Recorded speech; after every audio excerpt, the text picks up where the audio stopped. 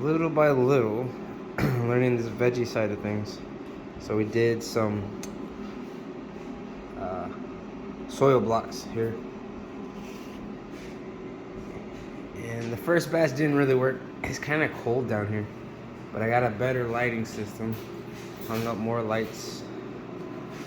And this time around, we have some warming mats underneath. And these are the best set of soil blocks that I've had so far.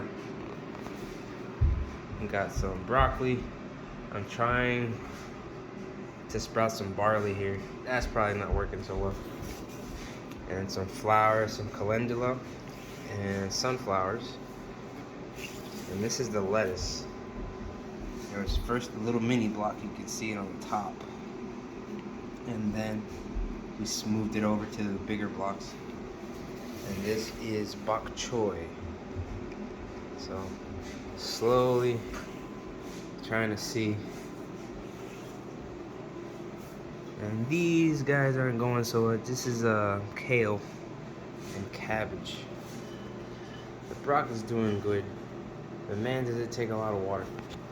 And as soon as we're able to, I'm gonna try to move it outside. But as you can see, the winter weather doesn't want to go away. Fun times.